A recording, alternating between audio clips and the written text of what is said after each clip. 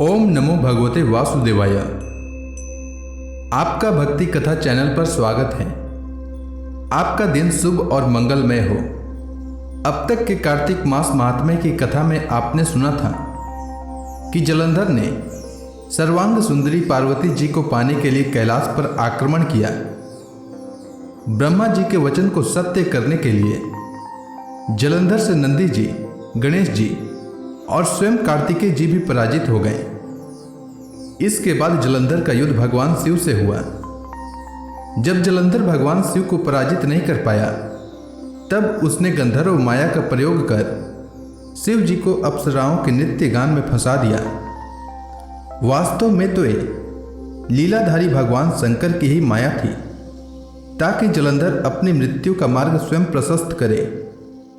शिव जी को गंधर्व माया में फंसाकर जलंधर शिव जी का वेश धारण किया और पार्वती जी के पास पहुंच गया। पार्वती जी तो साक्षात आदि शक्ति भगवती हैं।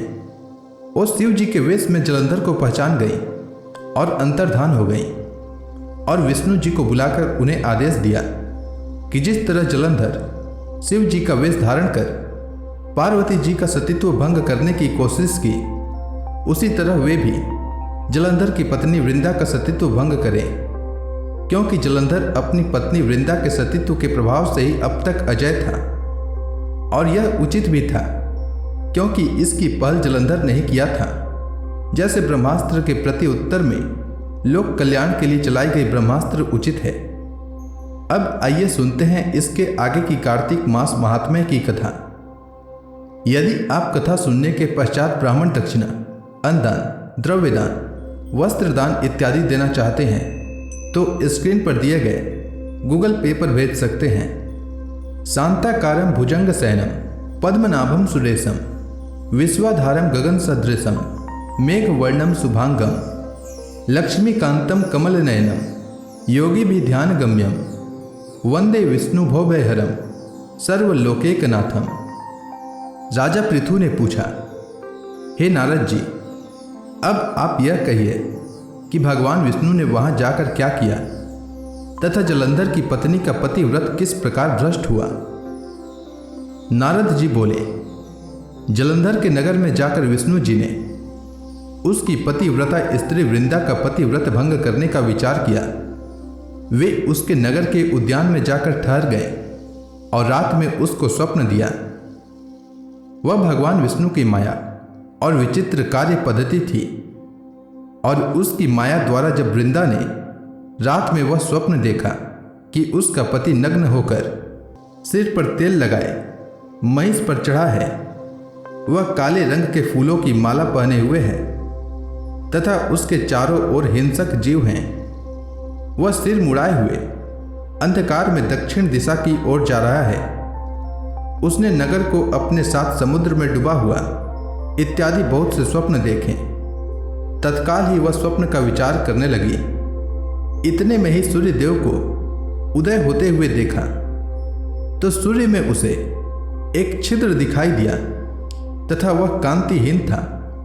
इसे उसने अनिष्ट जाना और वह भयभीत हो रोती हुई छज्जे, अटारी तथा भूमि कहीं भी शांति को प्राप्त न हुई। फिर अपनी दो सखियों के साथ उपवन में गई, वहां भी उसे शांति नहीं मिली। फिर वह जंगल में निकल गई, वहां उसने सिंह के समान दो भयंकर राक्षसों को देखा, जिससे वह भयभीत हो भागने लगी। उसी क्षण उसके समक्ष अपने शिष्यों सहित शांत मौनी तपस्वी वहां आ गए। भयभीत वृंदा उसके गले में अपना हाथ डाल उससे रक्षा की याचना करने लगी। मुनि ने अपनी एक ही हुंकार से उन राक्षसों को भगा दिया। वृंदा को आश्चर्य हुआ तथा वह भय से मुक्त हो मुनिनाथ को हाथ जोड़ प्रणाम करने लगी।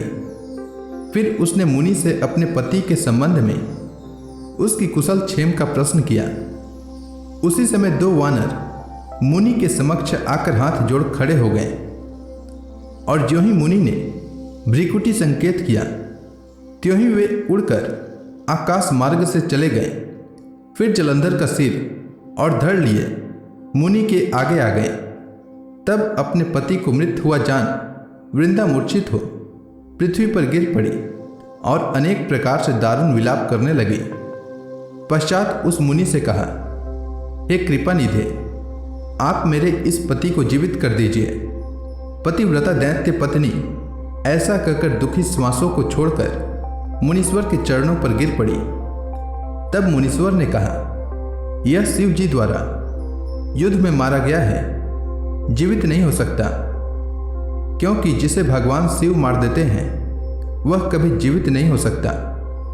परंतु शरणागत की रक्षा करना सनातन धर्म है, इसी कारण कृपा कर मैं इसे जिलाए देता हूं। नारद जी ने आगे कहा, वह मुनि साक्षात विष्णु ही थे जिन्होंने यह सब माया फैला रखी थी। वह वृंदा के पति को जीवित करके अंतर्ध्यान हो गए। जलंधर ने उठकर वृंदा को आलिंगन किया और मुख चूमा। वृंदा भी पति को जीवित हुआ देख अत्यंत हर्षित हुई और अब तक हुई बातों को स्वप्न समझा। तत्पश्चात वृंदा सकाम हो बहुत दिनों तक अपने पति के साथ विहार करती रही। एक बार सूरत एवं संभोग काल के अंत में उन्हें विष्णु को देखकर उन्हें ताड़ती हुई बोली, हे पराई स्त्री से गमन करने वाले विष्णु, तुम्हारे सिल को धिक्कार है। मैंने जान लिया है कि मायावी तपस्वी तुम ही थे। इस प्रकार कहकर कुपित पतिव्रता वृंदा ने अपने तेज को प्रकट करते हुए भगवान विष्णु को शाप दिया, तुमने माया से 2 राक्षस मुझे दिखाए थे, वही दोनों राक्षस किसी समय तुम्हारी स्त्री को ले हरेंगे। सर्पेश्वर जो तुम्हारा शिष्य बना है यह भी तुम्हारा साथी रहेगा। जब तुम अपने स्त्री के विरह में दुखी होकर विचरोगे उस समय वानर ही तुम्हारी सहायता करेंगे। ऐसा कहती हुई पतिव्रता वृंदा अग्नि में प्रवेश कर गई। ब्रह्मा आदि देवता आकाश से उसका प्रवेश देखते रहे। वृंदा के शरीर का तेज पार्वती जी के शरीर में चला गया। पतिव्रत के प्रभाव से वृंदा ने मुक्ति को प्राप्त की। अब राजा पृथु ने पूछा, हे देवर्षि नारद, इसके बाद युद्ध में क्या हुआ तथा वह दैत्य जलंधर किस प्रकार मारा गया? कृपया मुझे यह कथा सुनाइए।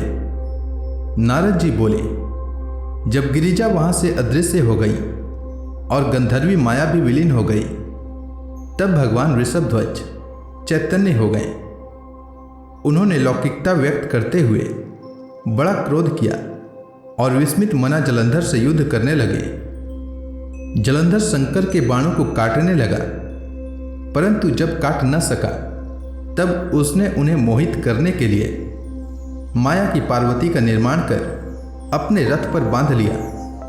तब अपनी प्रिया पार्वती को इस प्रकार कष्ट में पड़ा देख लौकिक लीला दिखाते हुए शंकर जी व्याकुल हो गए।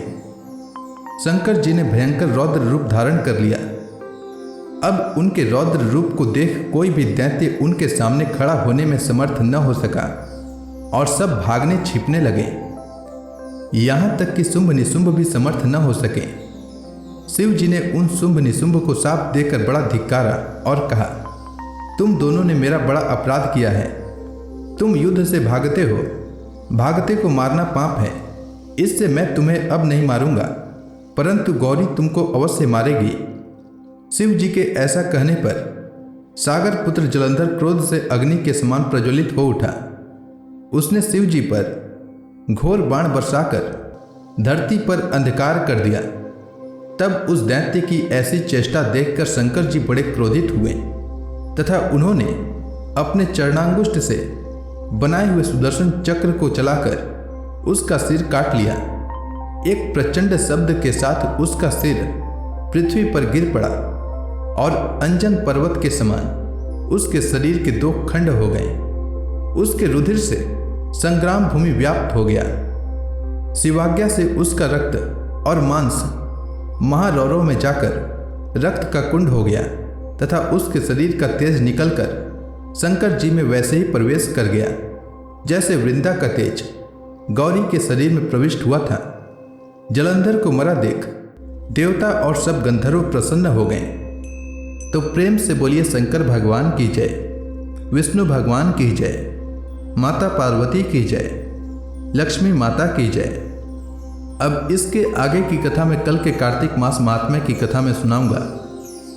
तब तक के लिए भगवान हरि का नाम लेते रहें। अब आइए सुनते हैं भागवत पुराण का अगला अध्याय।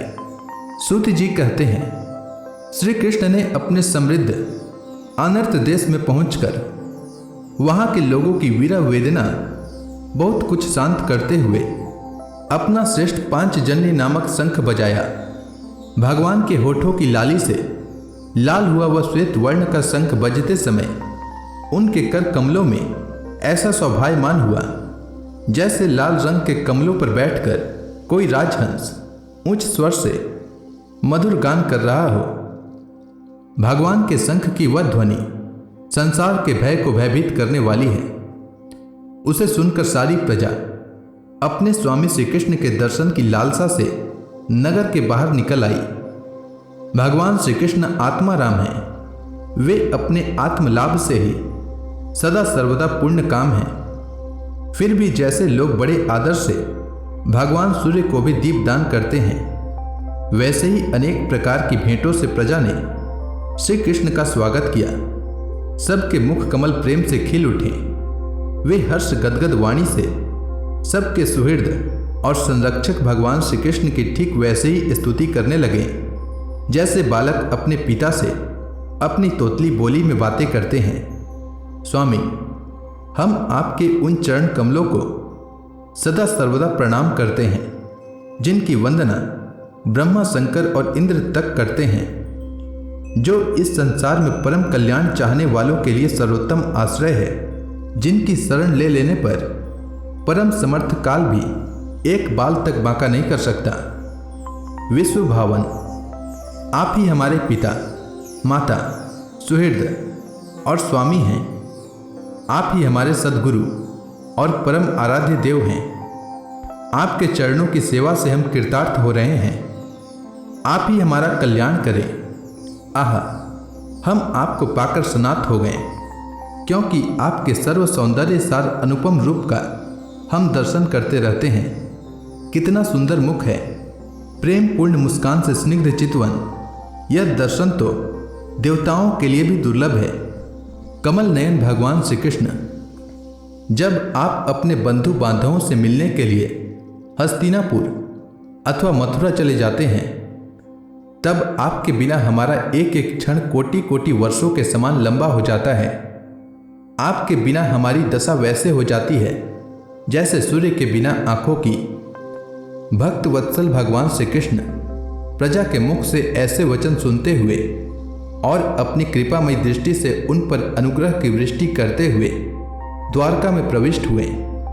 जैसे नाग अपनी नगरी भोगवती की रक्षा करते हैं, वैसे ही भगवान की वह द्वारकापुरी भी मधु, भोज, दस्साहा, अरह, कुकुर, अंधक और वृष्णिवंशी यादवों से, जिनके पराक्रम की तुलना और किसी से भी नहीं की जा सकती, उनके द्वारा सुरक्षित थी। वह पूरी समस्त ऋतुओं के संपूर्ण वैभव से संपन्न एवं पवित्र वृक्षों एवं लताओं के कुंजों से युक्त थी। स्थान स्थान पर फलों से पूर्ण उद्यान, पुष्प वाटिकाएं एवं क्रीड़ावन थे। बीच बीच में कमल युक्त सरोवर नगर की शोभा बढ़ा रहे थे। नगर के फाटकों, महल के दरवाजों और सड़कों पर भगवान के स्वागतार्थ बंधनवारें लगाई गई थी।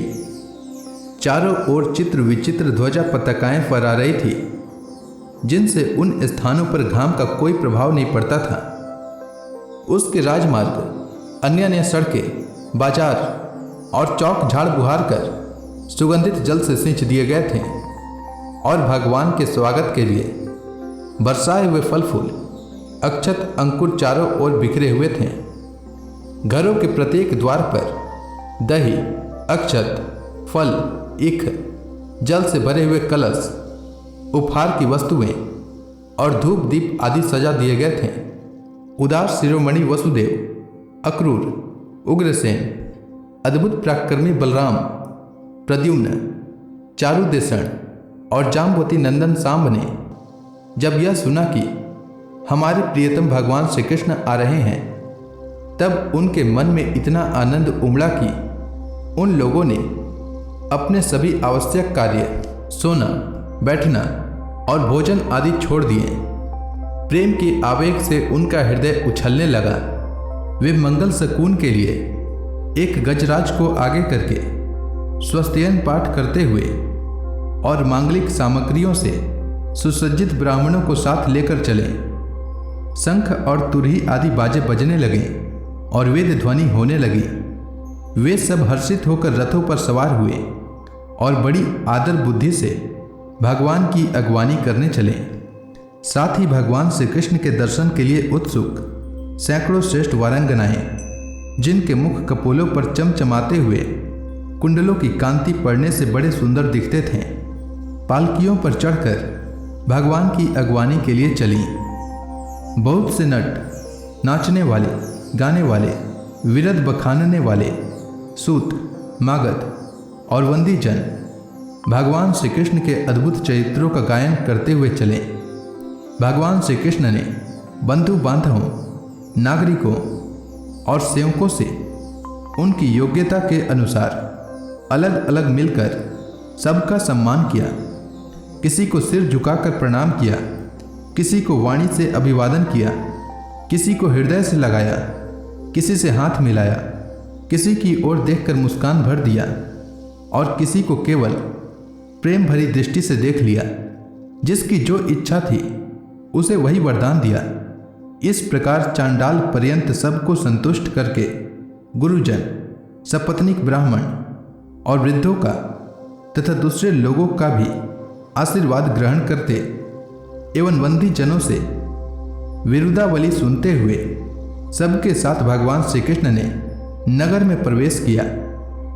सौनक जी, जिस समय भगवान राजमार्ग से जा रहे थे उस समय द्वारका की कुल कामिनियां भगवान के दर्शन को ही परमानंद मानकर अपनी अपनी अटारियों पर चढ़ गईं। भगवान का वक्ष स्थल मूर्तिमान सौंदर्य लक्ष्मी का निवास स्थान है।